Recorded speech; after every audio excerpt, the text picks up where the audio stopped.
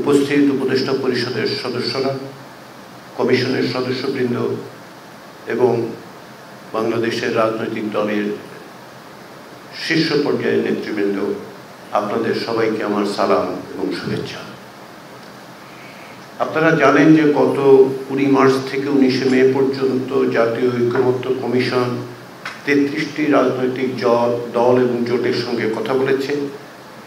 এই সময়ে সংস্কারের সুপারিশগুলো নিয়ে আপনাদের আগ্রহ, আন্তরিকতা এবং কমিটমেন্ট প্রশ্নাতীতভাবে দৃশ্যমান হয়েছে। রাজনৈতিক দল, জোট এবং বাইরে সিভিল সোসাইটির সদস্যরাও কমিশনগুলোর বিভিন্ন সুপারিশের সাথে ঐকমত্য পোষণ করেছেন। কিছু কিছু বিষয়ে আংশিক ঐকমত্য আছে। ওয়ালটন বিএলডিসি ফ্যান খরচ বাঁচে 65% পর্যন্ত। ওয়ালটন বিএলডিসি ফ্যান ছড়ায় স্বস্তির সবুজ হাওয়া।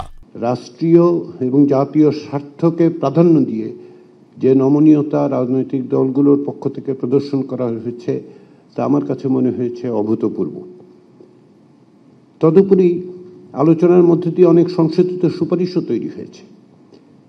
এর একটা উদাহরণ হচ্ছে সংবিধানের 70 অনুচ্ছেদ। এই বিষয়ে কমিশনের প্রস্তাব ছিল অর্থ বিল ছাড়া সব বিষয়ে নিজ দলের বিপরীতে ভোট দেওয়ার পথ খোলা রাখার, কিন্তু আলোচনার সময় আস্থা ভোট, সংবিধানের সংশোধনী এই তালিকায় যুক্ত করার প্রস্তাব এসছে। এ ব্যাপারে সকলে একমত হয়েছেন। এর বাইরেও আরও কিছু বিষয় যুক্ত করা যায় কিনা সেটা নিয়ে আলোচিত হয়েছে।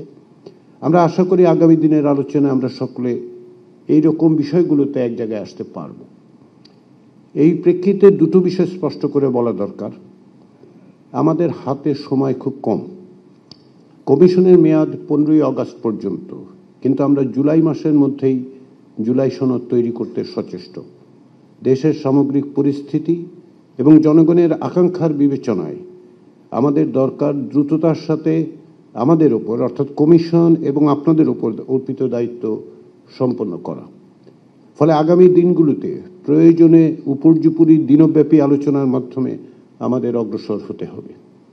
দ্বিতীয়ত, আমরা এক এক দিনের জন্য একটি বিষয় পূর্বে নির্ধারণ করে আলোচনা করতে ও উপসংহারে পৌঁছতে আগ্রহী।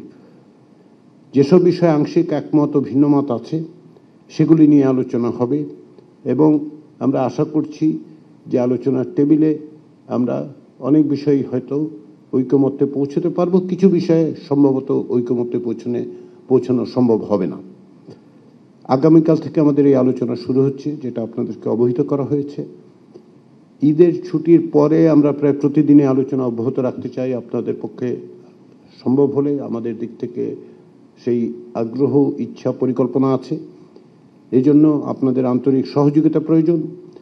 আপনারা ইতিমধ্যেই যে সহযোগিতা এবং সমর্থন করেছেন, আমরা আশা করি আপনারা তা অব্যাহত রাখবেন।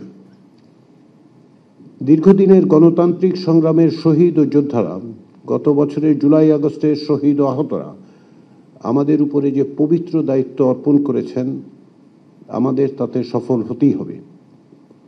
তাদের রক্তের প্রাণের কাছে আমাদের দায় একটি গণতান্ত্রিক রাষ্ট্র গঠনের পথে অগ্রসর হবার একটি পথরেখা তৈরি করা। সেই চেষ্টায় আমরা আপনারা বলে কোনো ফারাক নেই। আমরা এক এবং অভিন্ন। সবাইকে ধন্যবাদ।